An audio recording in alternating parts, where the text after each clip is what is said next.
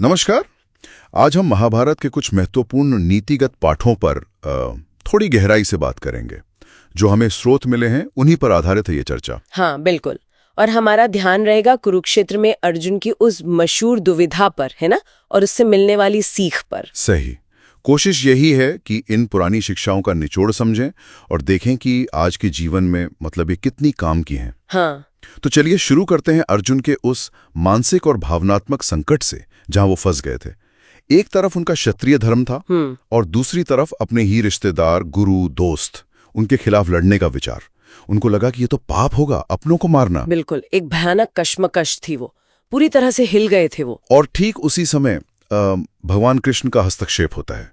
वो सिर्फ उनके सारथी ही नहीं थे। नहीं, बिल्कुल नहीं। स्रोत भी यही बताते हैं कि कृष्ण वहां सिर्फ रथ हाँकने वाले नहीं थे, वो मार्गदर्शक थे, एक तरह से मनोवैज्ञानिक सलाहकार भी।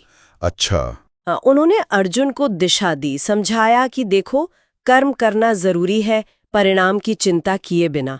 वो कर्म का सिद्धांत। ये कर्म का सिद्धांत, स्रोत इसके बारे में क्या कहता है, थोड़ा और बताइए।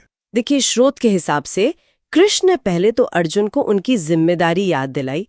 तुम क्षत्रिय हो, ये तुम्हारा कर्तव्य है। फिर उन्होंने वो आत्मा की अमरता वाली बात बताई कि आत्मा तो मरती नहीं, शरीर बदलता है, तो ये मोह कैसा। ठीक है। और सबसे जरूरी, भावनाओं से ऊपर उठकर अपने कर्तव्य, अपने धर्म का पालन करना। ये मुश्किल था पर जरूरी था। तो चलिए इसको थोड़ा और खोलते हैं। मतलब यहां से मुख्य नैतिक सीख क्या निकलती है, स्रोत क्या कहता है? देखिए, स्रोत कई जरूरी बातें बताते हैं।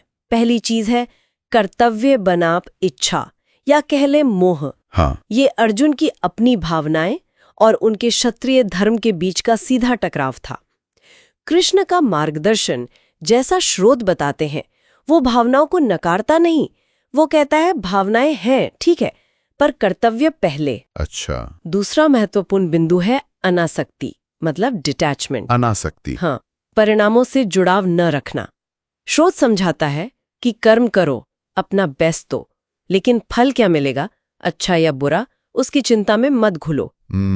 इससे क्या होता है कि आप भावनाओं के बोझ तले दबते नहीं और अपना कर्तव्य ठीक से कर पाते हैं। और तीसरा जाहिर है धर्म। ये पूरी घटना धर्म के पालन पर जोर देती है। मतलब अपने नैतिक मूल्यों और जिम्मेदारियों के हिसाब से काम करना। ठीक है। तो कर्तव्य, अनासक्ति और धर्म, ये तो सुनने में बड़े सिद्धांत लगते हैं। आज के दुनिया में, मतलब असल जिंदगी में इनका क्या मतलब है? अरे, ये आज भी उतने ही जरूरी है। स्रोत भी यही इशारा करते हैं। कैसे? देखिए, ये सिद्धांत, अपना कर्तव्य समझना, नतीजों से बहुत ज्यादा न जुड़ना और अपने नैतिक मूल्यों पर टिके रहना, ये हमें आज की जो उलझन भरी स्थितियां हैं उनसे निपटने में मदद कर सकते हैं। हाँ, आजकल की लाइफ में भी तो ऐसी दुविधाएं आती हैं। बिल्कुल। ये हमें सोचने का एक फ्रेमवर्क देते हैं कि हमारे फैसले, हमारी प्राथमिकताएं क्या होनी चाहिए। और ये दुविधाएं सिर्फ अर्जुन तक ही सीमित नहीं थी, है ना? स्रोत में महाभारत के कुछ और किरदारों को भी जिक्र है। यहाँ बात और भी दिलचस्प हो जाती है। हाँ, बिल्कुल सही कहा। ये जो सिद्धांत है, ये अलग अलग किरदारों के जरिए और भी ज्यादा उभर कर सामने आते हैं। जैसे स्रोत में द्रौपदी का जिक्र है, उनका वो अटूट साहस। हाँ, भयानक अपमान हुआ, मुश्किल हालात थे, पर न्याय के लिए उनकी जो तलाश थी वो कभी कम नहीं हुई। ये भी तो धर्म और आत्मसम्मान के प्रति एक तरह की निष्ठा है।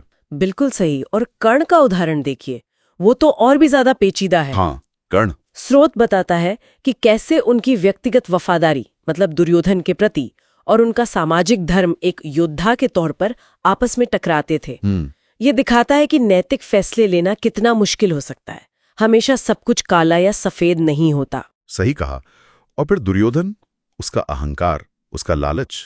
हाँ, स्रोत के अनुसार वही उसके और पूरे कुरुवंश के विनाश का कारण बना। मतलब एक सीधी चेतावनी है कि हद से ज्यादा महत्वाकांक्षा कितनी खतरनाक हो सकती है। बिल्कुल।